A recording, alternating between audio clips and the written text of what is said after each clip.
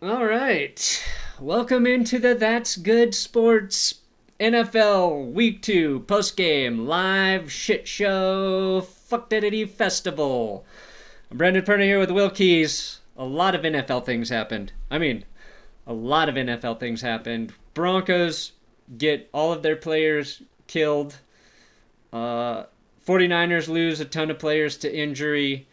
The Cowboys win in a pretty miraculous comeback against the Falcons. So we'll go through all the games here today, talk about the really keen observations we had, right, Will? Oh, they're all keen. I'd They're, say, yeah, today was kind of just a Murphy's Law day. oh my Anything God. that could go wrong did go wrong, mostly to our team, but Yeah. a few other teams as well. Thinking specifically about the Giants and the 49ers.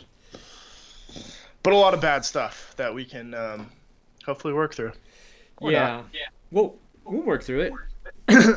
We will try to collect ourselves, and Yeah. we've got a positive spin about the Broncos losing Drew Lock to an AC joint sprain is what they're saying. They got to wait till tomorrow to get an MRI so they know how serious it is. I've seen 2 to 6 weeks, 2 to 8 weeks.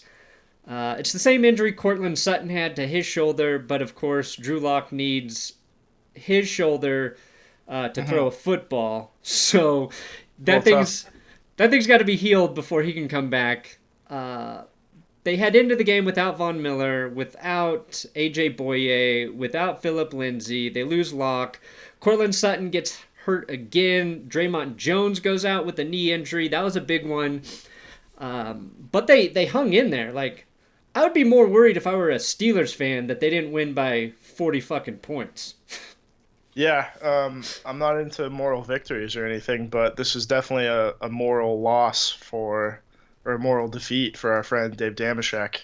Yeah, he cursed Not us. he did curse us. He wished us all the best, but he wished bad things for Drew Lock, which I think those things are mutually exclusive. Like if Drew Lock's not having a good day, then neither are you and I. Yeah, no, we had a really bad day. That Broncos game was a roller coaster of emotions. It was.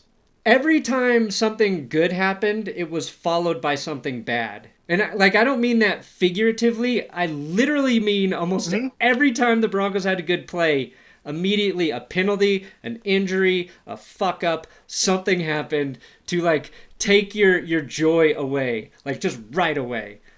I don't know. I Yeah, don't know how to explain it. and there really like genuinely were a lot of positives to take away from Yeah, the eh, game, but they're just like it's so hard not to focus on the big things, which like what's going to carry over from this game. All right, we're 0-2. We lost our quarterback for 2 to 6 weeks.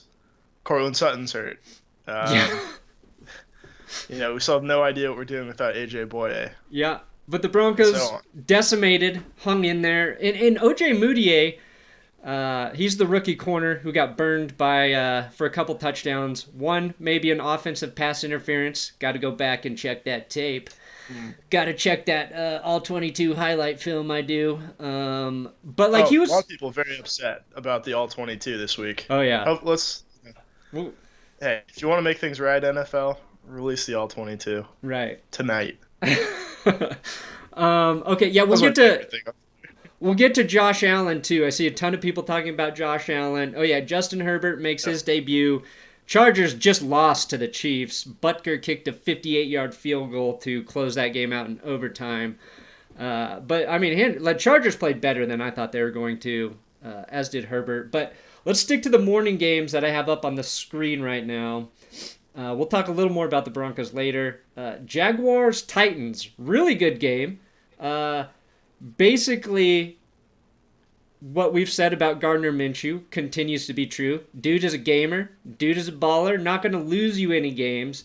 But the Titans kind of are starting to pull it together. They win 33-30. I just saw a couple great throws from Minshew in that game. I didn't get a lot out of it. I got to look at that more later. Was there anything you saw in there, Will? He had a really nice touchdown throw to a running back on a wheel route. late in the game, and then their undrafted rookie running back James Robinson scored a touchdown. But yeah, I took away the Titans.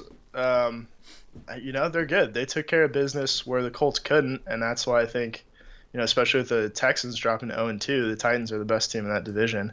And Ryan Tannehill, who I think everyone expected to take a step back, is just, buddy, 2 feet forward. He made the step last year, and he's planting that other foot in firm ground right now. Yeah, the Titans. 4 touchdowns. Titans fans should be excited. The Buccaneers beat the Panthers. Not really a surprise there. Tom Brady and the offense, they were up 21-0 early, and then basically they just let Leonard Fournette run out the clock for the rest of the game. Yeah, he had over 100 yards, 2 rushing touchdowns. Christian McCaffrey sprains his ankle in this one. So they're waiting to see how serious that is, but that could be, another just shitty injury on the day. And I think Bridgewater had a couple picks in this game. But, Tampa Bay needed a game to kind of get their shit going. Mike Evans had a big fantasy day, I know that. Brett Favre watching from the stands in Tampa Bay. That was kind of a betrayal. Punch. What a gut punch, Bread. He was wearing one of those swashbuckler T-shirts with Tom Brady as the Buccaneer, the true Tampa Bay Buccaneer. That was, I feel like Brett Favre shouldn't respect Tom Brady. No, and probably the other way around too. They just don't play. They're polar opposites. Play the same sport basically. Yeah. Like Brett Favre was an athlete and Tom Brady was a student. It's basically.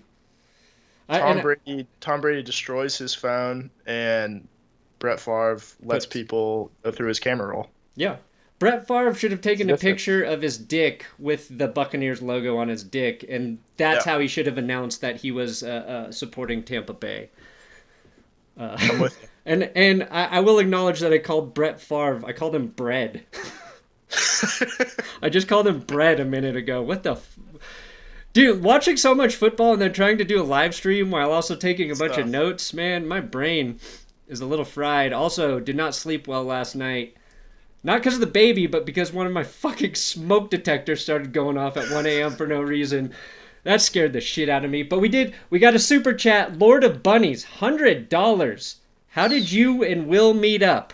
We will always stop the show for a $100 super chat.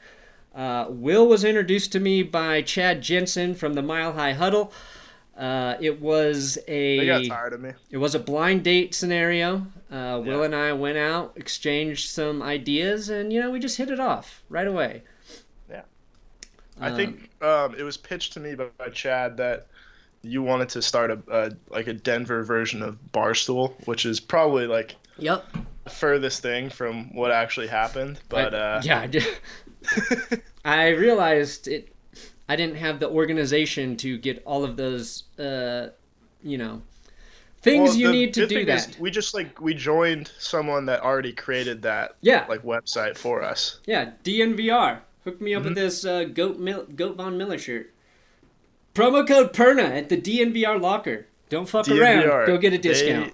They hate vowels like the football gods hate healthy players today. Yeah, today was bad for injuries. They hate ACLs. Saquon Barkley looks like he tore his ACL. Nick Bosa looks like he tore his ACL. 49ers players were cursing the MetLife turf. Eric Armstead tweeted really? Yeah, he tweeted something like, fix this shit, NFL. I think Kyle Shanahan complained about it after the game. See, the difference, though, is the 49ers were lucky. They played the Jets today. They could have lost their entire team. And the NFL, in a forfeit, the NFL would have still given the 49ers the win against the Jets. Yeah, they lost. It seems like it's not as severe, although I don't know. Raheem Mostert and Solomon Thomas. Yeah. Both out.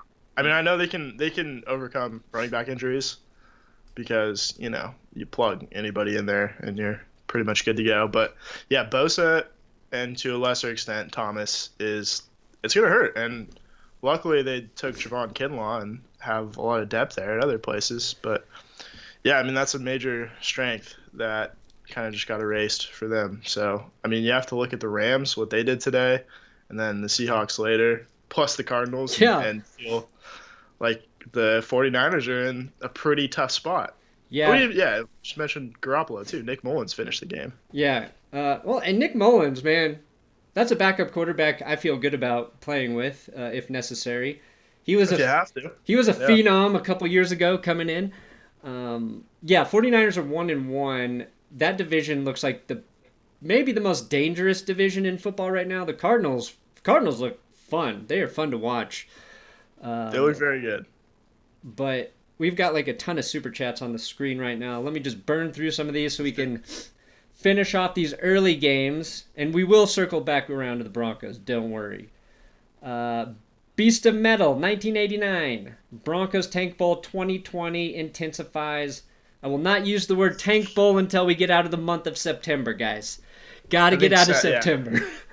I think we're a little too good. Like, we lost everyone today and could have won that game. Yeah, should have won that game. On the road against one of the best defenses in the league. Like, yeah, 3rd and 2. The Broncos are in the red zone, or close to it. They call back-to-back passes with Jeff Driscoll in there. Bad idea. One pass, like, over the middle in traffic. Like, I don't know if that's obviously where they designed it, but, like, just at least run it on that 3rd and 2 and see if you get it, and then try to figure out something creative, I guess. I saw the rationale for that being you don't run there because in case they don't get it, they have to keep their timeouts. I was like, well, isn't the most important thing to do just score the touchdown first? Like, however you... Yeah, you don't worry about that. Yeah, that's what Ben Albright was saying on Twitter, that they have to, like, keep the timeouts for when they, when they inevitably don't pick up the first down, I guess. So the Broncos are worried about, not worried about time when it matters, and then worried about time when it doesn't fucking matter, right? Yeah. Is that the point? All right. We learned our lesson from last week. Yeah. And in doing so, lost another lesson. 5 points. To score. Yeah. We got our timeouts. We just don't want to score at the end of the game now. Yeah. 5 points vids. These two make me erect. Thanks, Adam. Mm-hmm. I taunted Cameron Magruder, Scooter Magruder, on Adam's live stream, and he agreed to collab with me at some point. So I had to shill out a little money for the 5 points dumpster fire, and I made a good friend. I'll just say to Adam, right back at you. Yes. We got John Burns, $10. Looks like I picked the right week to start Dak Prescott. Yeah, 3 rushing touchdowns for Dak. You probably lit it up in fantasy with that shit. But Justin Simmons, 7 solo tackles, 1 interception, 2 passes defended, 2 tackles for a loss, 1 assisted tackle, 13.5 points in fantasy on D-Boss. Nice job, John Burns. Yeah, Justin Simmons. He's good. We've been saying it for a long time. I think I was saying earlier on the Thursday podcast that Matt Ryan and Dak Prescott were going to combine for like 1,000 passing yards today. Oh. And it got dangerously close. It got really close. Did they both throw for over 400? I think so, right? I believe so. Or maybe I know Matt Ryan had 4 passing touchdowns. He might have had less yards. I got the box score here. I can look it up. Who's going to look it up first? Falcons, Matt Ryan, 273 yards, 4 touchdowns. Dak Prescott, 450 yards, 1 touchdown. Okay, still pretty good. Yeah. That game was... Jones, 0 touchdowns. Yeah. Okay, Aaron Lynch, Super Chat. My stats for today, 12 beers, all cans crushed in fist, like a man would do. 4 chips with queso, too late to combat the alcohol, and 2 pukes. Another Denver season, boys. Aaron Lynch, in here every week. Thank you, Aaron. Yeah, it might be a rough Broncos season. Kyle Loney, $4.99. Oh no, too bad we didn't draft any wide receivers. Clearly there's nobody to throw to. No weapons at all. Go, Pack, go. Yeah, we're excited about Aaron Rodgers and our MVP prediction. Yep. He looked good. Shoddy Viceroy, $19.99 Super Chat. Shit. Herbert looked great in that game. I'm proud of him. That's a lot to take on as a rookie. Go Chargers. Yeah, Herbert came in and gamed well. Like, obviously we need a bigger sample size from him, but he didn't even know he was going to start that game until like right before. Like right before. Yeah, I still don't understand. I don't think anyone knows why Tyrod didn't play. They said it was a pregame chest injury. Yeah. Which is the strangest thing I've ever heard. At first I was like, did he just like test positive for something right before the game? Oh, This is yeah. how they're hiding it. But I don't think they would have played the game if that was the case. No, did you just heard it like throwing, or was he like just hitting that bench press right before the game? Put too many 10-pound weights on it. That's when you get in trouble. I think that might have been it. I don't bench press anything more than using 10-pound weights. Mm-hmm. Like, that's just how you do it. That's how you get jacked. That's how I max. Okay. Mad Marks Media Ltd. $10. Assuming Seattle wins tonight, who looks stronger in the NFC West, Cardinals or Seahawks? Let us answer that after the Seahawks game, but the Cardinals, they look good. Yeah, they look good. I mean, the Seahawks are playing a much more difficult opponent. Yeah. So that's worth something. Probably gonna say the Seahawks until we see a little more out of Arizona. Yeah, I mean, I really wouldn't want to be the 49ers right now. No, they've got the toughest road in the NFC already behind West. Having lost a game in the division. So, yeah. A lot of ground to make up. The Rams look like they're, the 2018, closer to the 2018 Rams. Yeah, the Rams are playing well. Philadelphia might be in some trouble as well. They're 0-2 now. I got to look more into that game, but I saw they had Carson Wentz threw an interception in the end zone, and the home Philly used their digital boos to boo their own team. Just so Philly. That is so on brand for the Eagles. It's really an authentic experience, I thought. Might as well. All right, let's get these other games up there. Okay, Bills, Dolphins, Vikings, Colts, Lions, Packers, Falcons, Cowboys, Giants, Bears. Oh, back to the Cardinals real quick.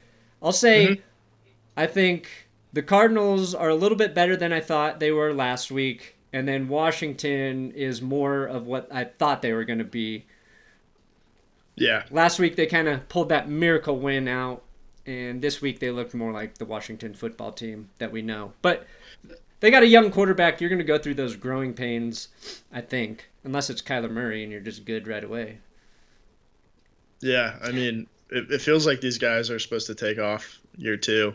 But, I don't know, Haskins struggled today a little bit. Obviously, Drew Lock just got hurt. So, yeah. If I have a rookie quarterback, though, I'm trying to play him ASAP. Like, I know someone asked about Justin Herbert, and he got into the game not even having prepared and looked really good against a really good defense, too, in the Chiefs. So, yeah, if I'm Miami, like, what are we doing? Let's play Tua this Thursday. Yeah, get Tua in there. You give him a shot against the Jags. I know it's a short week, but it's Jacksonville. Yeah, that's probably defensively. If you're looking at the schedule and you're like, should we start Tua against the Bills or the Jags? Go with the Jags next week. Dolphins, they hung in this game against Buffalo. It's 31-28 was the final score. A little garbage time. Garbage time touchdown. A garbage time touchdown for, was it Mike Gesicki? I left him on my fantasy bench and then looked down. He had like 27 points. I was like, fuck. Just because I didn't like the matchup against Buffalo, so that was stupid. But Josh Allen, man, it's time to... It's looking really good. You can now say Josh Allen, quarterback, and you don't have to bring up him being inaccurate when you talk about him, I think. Right? Okay, so, like, handicap the MVP race for me right now. List, like, all the guys that you think are in the mix. Kyler Murray. Yep. Dak Prescott after today. Okay. Aaron Rodgers. Number one. We got to wait on Russell Wilson tonight, but Russell Wilson. Yeah. I would say Christian McCaffrey again, but the Panthers are just they're gonna be so bad that even if he rushes for 2,000 yards, he won't be considered. Yeah, probably not. I would. Lamar Jackson's not there yet. Like the Ravens defense, I think was more the story today. I don't know who do you got in there? Yeah, I mean, I think all those guys are in there, and then Josh Allen And through Josh 2 weeks Allen. at least.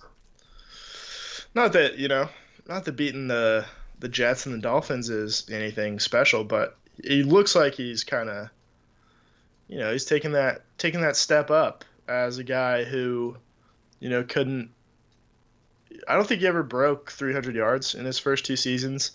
He throws for 300 last week and then over 400 with 4 touchdowns this week. Yeah. So First he's clearly Buffalo gotten better. First Buffalo QB back-to-back 300 plus yard passing game since Drew Bledsoe. So pretty good Josh Allen. He also leads the league right now in passing yards, 729, just ahead of Matt Ryan.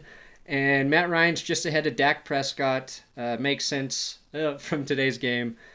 Teddy Bridgewater, surprisingly, number 4. And then our other guy, Aaron Rodgers, there at 5. Allen, Matt Ryan, and Aaron Rodgers all have 6 passing touchdowns. Big Ben there at 5 as well. But yeah, also Josh Allen, highest passer rating at 122.9. Wait, let me double check this. That's not true. He's not the highest. Lamar Jackson. Lamar Jackson's still sitting at 152. I don't know if they factored in his new game yet. But either way, 122 for Josh Allen after 2 games. Pretty fucking good. Pretty good. Yeah, Bills fans. We got to lay off the slander for a little bit. Yeah, Bills fans, it's time to get excited. Last year was maybe definitely pencil yourselves into the Super Bowl. Yeah. Drunkenly draw your penciled in Super Bowl prediction now. Oh, okay. So then we got Vikings Colts. Kirk Cousins really shit the bed. Colts win 28-11.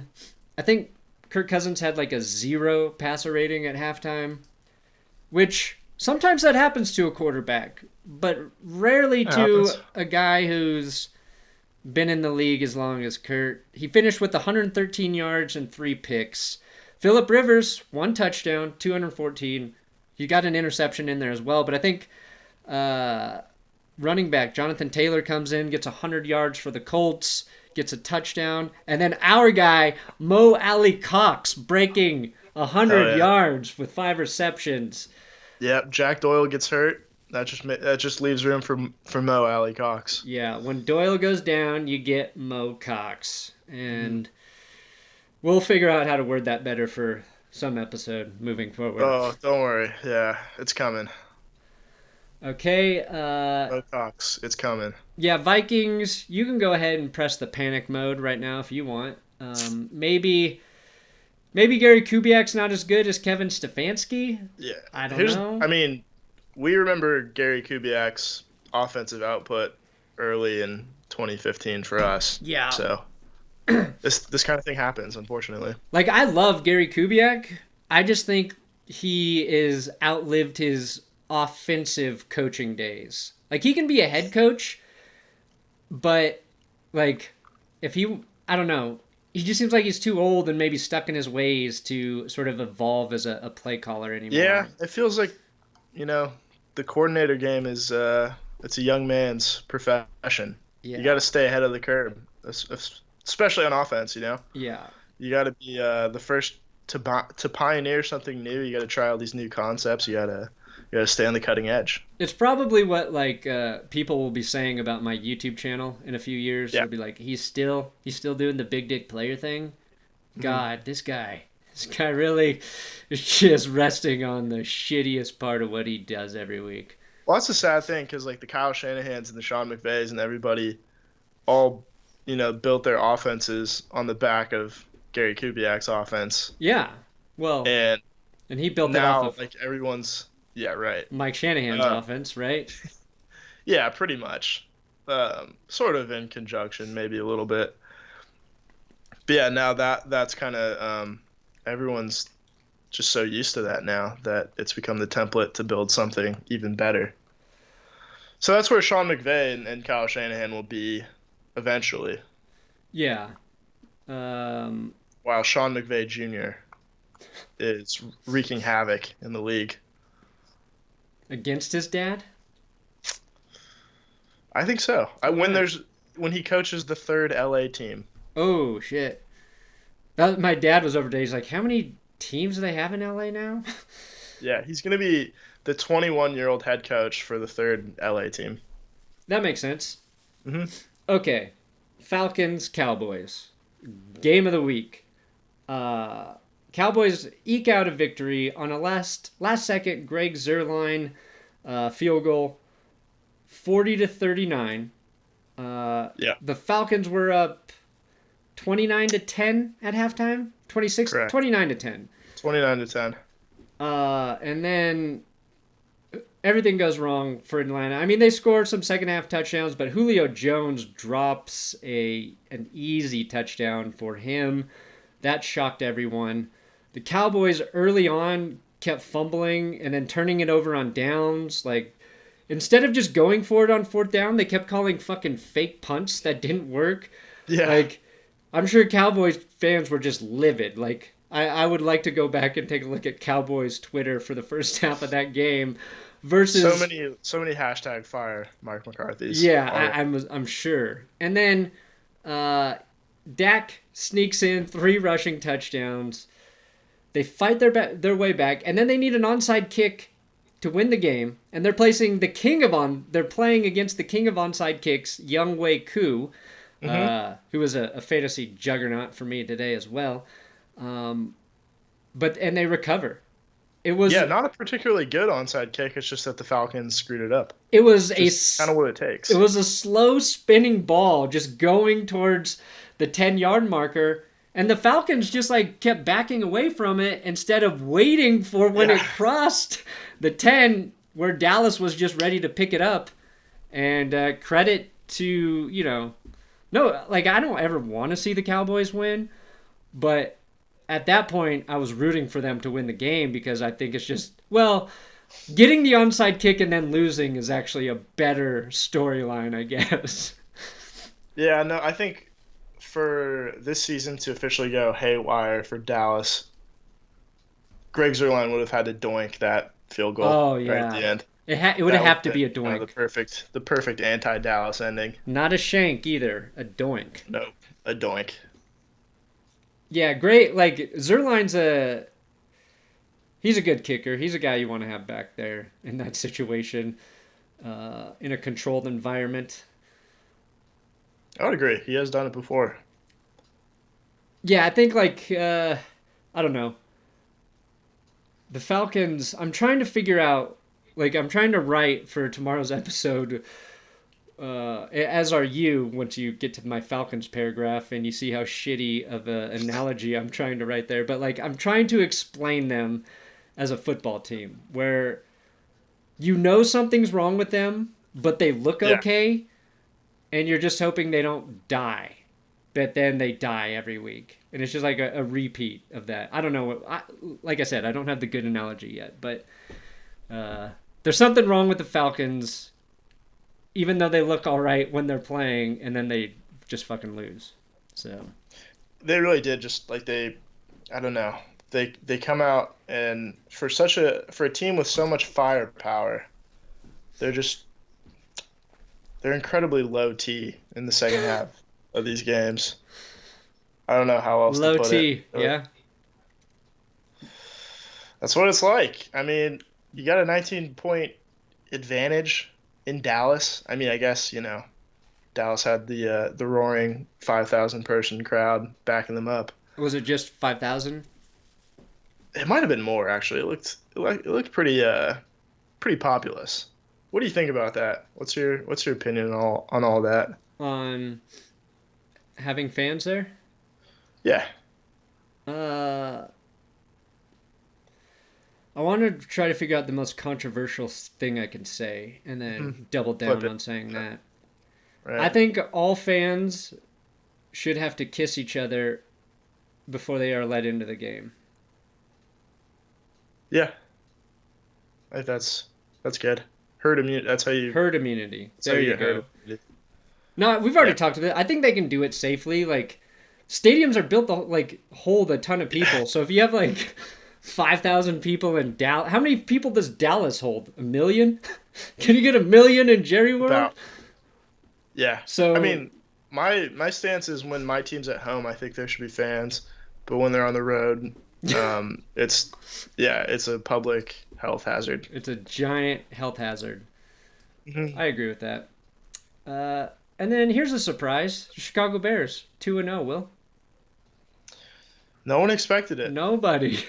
Nobody expected it. Mitch Trubisky is playing for a contract. He wants to get paid. How did he He wants perform? it, and he's getting those 10 years. Let's see here. Bears. Where the fuck are the Bears? God, why are these not in any sort of chronological order? Oh, there it is. Okay, Trubisky, 190 yards, 2 touchdowns, 2 picks. Yeah, that's exactly the stat line I would have predicted for Mitch. That's a Josh Allen stat line from 2 years ago. Yeah. Yeah, okay, so Saquon Barkley probably tore his ACL in this game. Another horrific injury, right? Let's see. The Bears basically won that game because of David Montgomery. Yeah. Yeah, no, he had a really impressive touchdown. I think it was a catch and run? Yeah, it was a receiving touchdown. He got hurt, too. Oh, did he? Fuck. Later on, of course. I mean, you could say that about most players today. But, yeah, I mean, the end of this game was really actually pretty interesting because the Bears were 4th and 1, getting ready to lock up the game pretty much to seal it. Trubisky's pass got batted into the air by a defensive player. Bobby Massey, their tackle, caught it in front of the marker to pick up a first down. Oh, nice. But they still had to give the ball up, and then Daniel Jones had a shot at the end. Threw it to Golden Tate, and then Tate didn't catch it. There's a flag. We thought they were going to get an untimed down from the 1, but it was an offensive pass interference on Tate. Oh. So They are really they're a not tough one for the Giants. Yeah, they're not scared to throw that OPI this year, unless it's the fucking Broncos. Yeah. Yeah, Montgomery was the Bears' leading receiver with 45 yards. So, Where was Allen Robinson? let's see. Where's big contract Robinson? Ooh. Yeah. He had 3 receptions for 33 yards. It's tough, dude. If you go out and demand a trade, you can't come back with 33 yards on Sunday. Not at all. Yeah, I mean, the Bears beating the Giants is nothing to write home about. The Giants fans probably feel really shitty. Because they just look bad.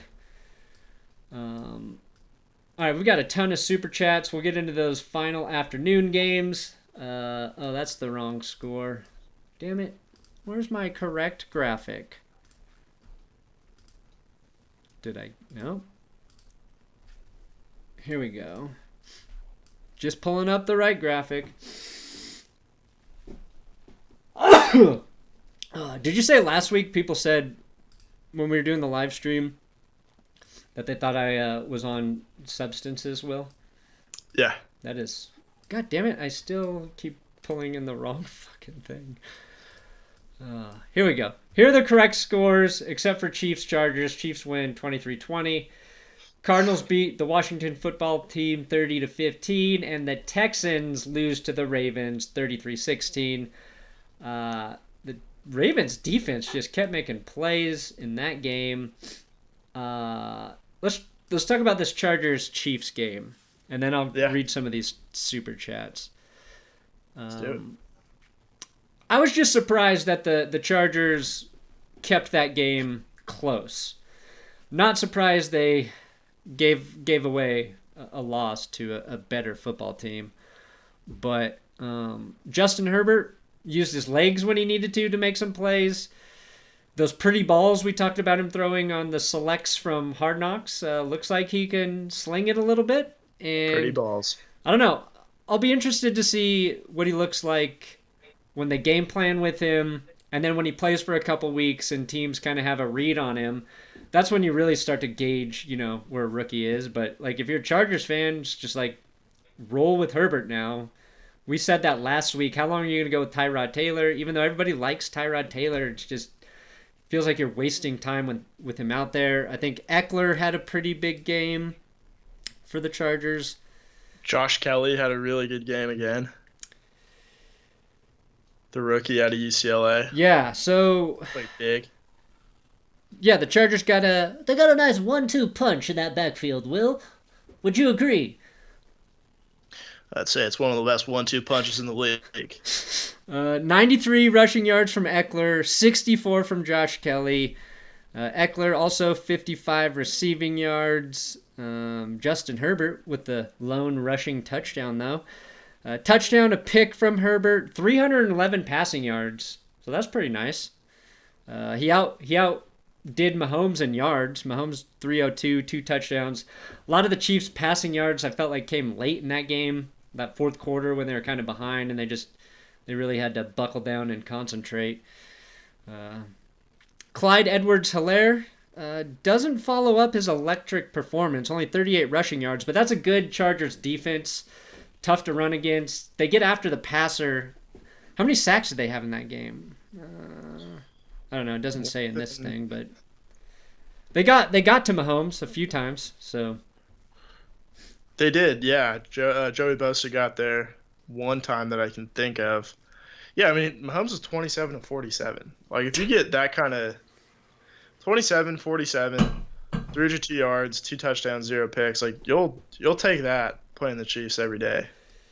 Yeah, you'll have a chance to win. Like the Chargers couldn't capitalize. Like they left points on the board in the red zone a couple of times.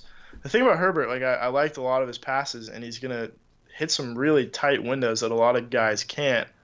But he also struggles on a lot of pretty open passes, where he did the same at Oregon too, where it's kind of like a similar thing to what Brock Osweiler would do.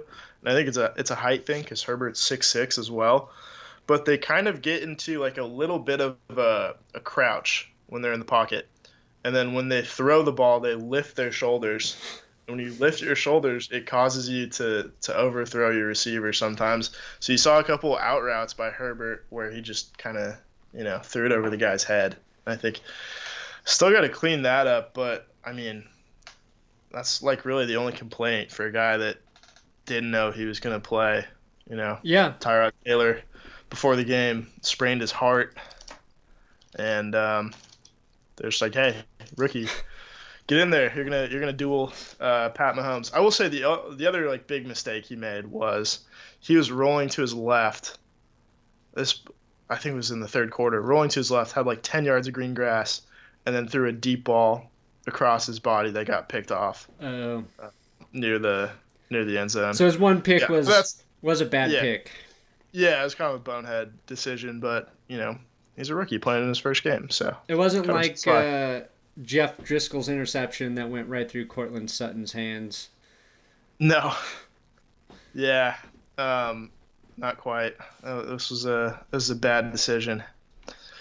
But a lot of good decisions, too. So I was, if you're a Chargers fan, that's something to feel pretty good about.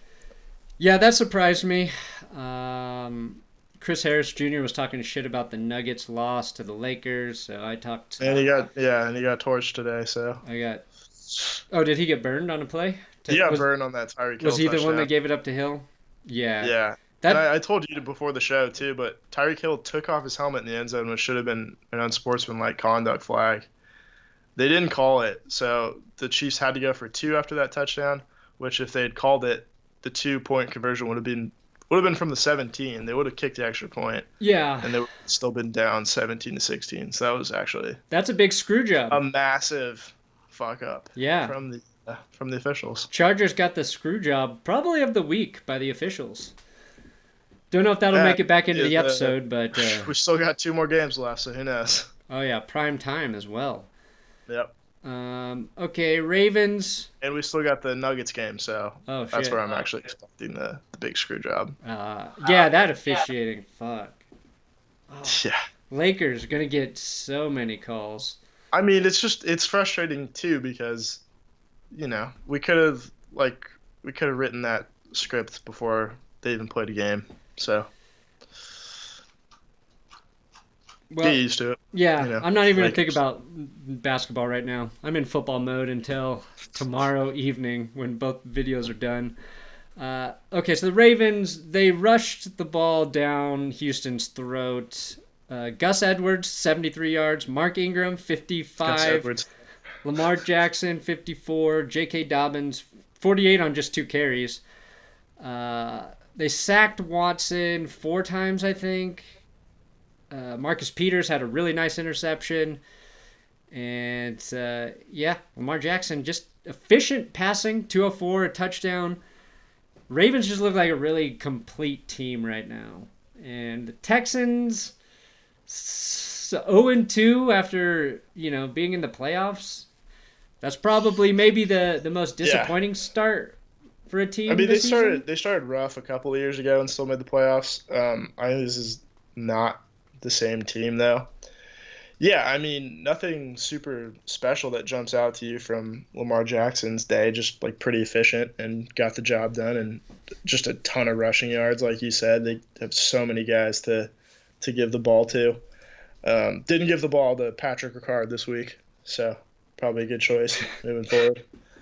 I mean, the thing about this game for me is the Texans were playing at the same time as the Cardinals, and it just jumps off the screen how limp this Texans offense looks right Yeah. now, and how energized the Cardinals look at the same time. It's like, okay, I don't need to explain to you what the common denominator is between those two teams, but it's just depressing, I think, Yeah. if you're a Houston fan. DeAndre Hopkins has 22 receptions in 2 weeks. Yep, yep, Uh, and I'll look at the Texans receiving numbers today. And I mean, like Brandon Cooks actually had 5 for 95 on 8 targets, and Randall Cobb added 59 yards. there we go. But you didn't get anything out of. I guess Will Fuller didn't play. Either he didn't play or he didn't catch a pass. Not that that's particularly surprising if he was hurt or something. But yeah, no, you just missed that physical presence like DeAndre Hopkins. Yeah, probably Did like play. Yeah, Will Fuller did play. the same way the Vikings are missing Stephon Diggs. He's Right. he's got more receiving yards. Well, him and Calvin Ridley are tied with 239. Ridley has 4 receiving touchdowns this year, but like, if you want to keep winning, don't get rid of your best wide receiver. Or in Minnesota's case, you could say tied for your second, best wide receiver. Diggs definitely benefiting, Josh Allen right now. But yeah, the Texans is just David Johnson was held in check. They couldn't get anything going really, and they're asking Deshaun Watson to do so much every single play for that team to have a chance to win. Every week. Right. I don't think they can sustain it, even if they eke out a couple wins. No, it's like they just like assembled a roster of like a bunch of number 2 receivers. Yeah, Like guys who in their prime are excellent number 2 receivers. excellent guys to have playing Cooks. opposite of DeAndre Hopkins, right? Cooks, Cobb, and Will Fuller. They're all just like really great complementary receivers to someone like DeAndre Hopkins. Yeah, and now DeAndre's got Larry Fitz opposite of him, and Yeah. Christian Kirk. Christian Kirk. Yeah. And you got Oh, got the and run threat from Kyler Murray sucking players up. So they good move for Hopkins. Texans not looking great. and then No. they got Andy Isabella involved in the passing game today. Yeah, sure, why not? Your slot receiver guy, Mhm. Aaron Jones had a huge day for the Packers. He had like 100,068 rushing Yeah, yards he or had something. like 230 something Total? scrimmage yards and 3 touchdowns. Yeah, 75-yard touchdown run. 168 yards rushing. He leads the league now in rushing yards at 234, just ahead of Derrick Henry. Ezekiel Elliott, Nick Chubb, and then Austin Eckler. So let me read through some of these super chats. Yeah, got an update here on the Patriots-Seahawks game. Ooh, is it started? Oh yeah, fuck. It has started. All right, Dat Boy Prim, $3.99. This 2019 Broncos football all over again. Sure the fuck feels Pretty like much. it. Okay, John Burns, thank you for your patience. John Burns has 4 super chats in here right now, all $5. That's 20 total from John. Brandon, how big of a chubby were you getting on Thursday night? Was it large, thick, and pendulous? Was that because of Nick Chubb? Nick Chubb playing so well?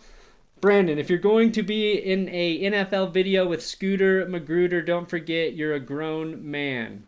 Thank you. No promises, but I'm going to work on bugging Scooter until he finally acquiesces. Scooter Magruder at halftime. Are Cowboys fans really risking life and limb for this? ? Nobody suspects. Spanny Chicago Bears at 2-0.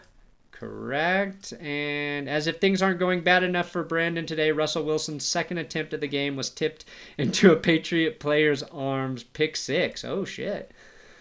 Okay. Jordan Hull, $5. Harrison Butker is a god. Yeah, he's pretty clutch.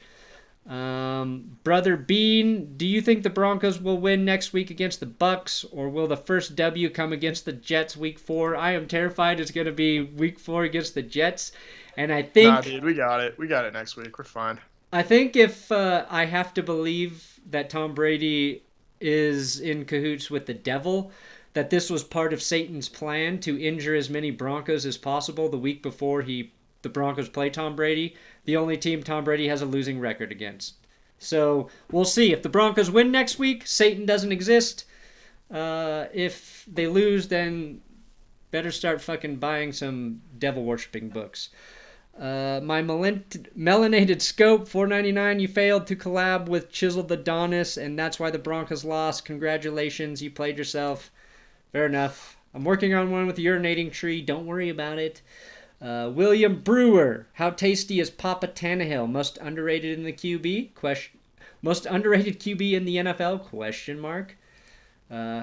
Yeah, we like Tannehill. We're Tannehill lovers here. He didn't look great against the Broncos. Like, he looked decent, but he looked better today. Jimmy, can we see your toes? $5. No, Jimmy. You gotta pay more than $5 for that. $1,000 to see my toes. Okay, $500. I'm not greedy. All right, what's happening with Seahawks Patriots? What was your update? And then we'll get out of this bitch, unless we want to bitch more about the Broncos. Oh yeah, I mean, I was just talking about the update that we got from John Burns there, that Russell Wilson, pick 6, former MVP candidate, threw a pick 6 to Devin McCourty. Oh, I'm gonna watch it now. The McCourty Bros. You know, this is actually, god damn, dude. Nothing's better than watching a Sunday night football game that begins in sunshine. Oh, that is. There's nice. really nothing like it.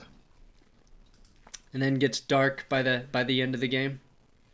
Yeah, but it's like such a limited window for primetime games to start, because they have to be on the West Coast, and it has to be before daylight savings time. It's just it's majestic. It's like when the Broncos played Super Bowl 50 in San Francisco, and the first half was in the sun. Was all lit up nicely for you.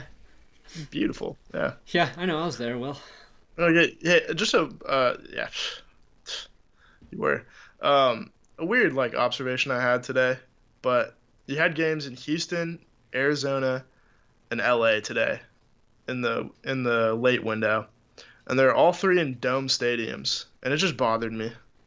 It really bothered me. All places that you could quite nicely be playing outside afternoon football all season long, basically. Yep, and they're just in that LA stadium just looks so I know it's great, but on TV it just looks so bland. Yeah, on the field. No character. Does the dome open there, or is it always closed? I think it's just closed. Yeah, so we lost 3 open air stadiums this year, with the Rams and Chargers moving to to SoFi, and the Raiders go into their big Roomba in the desert.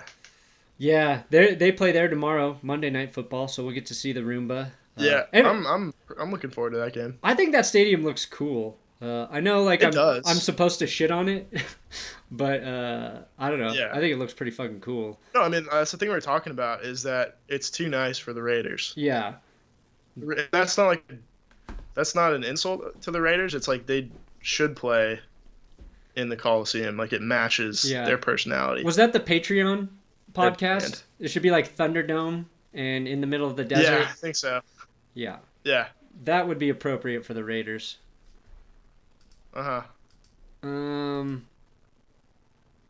Okay. I think we did enough. Any last takes on the Broncos before we get out of here? Oh man.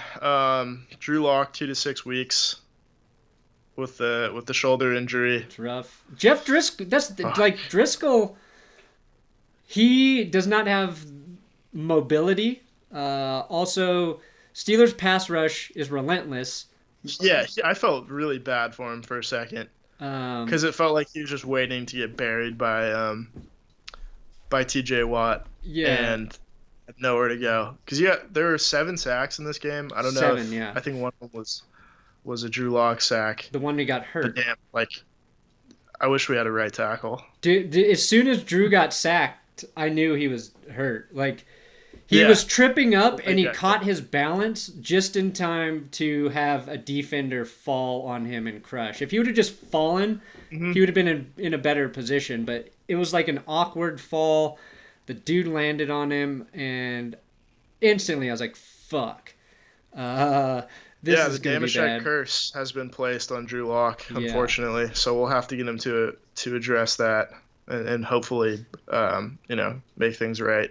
Yes, we'll try to get Dave to fix it. You think, say Locke misses 6 games, do you think Driscoll starts all of those, or do you think we see Brett Rippon at all?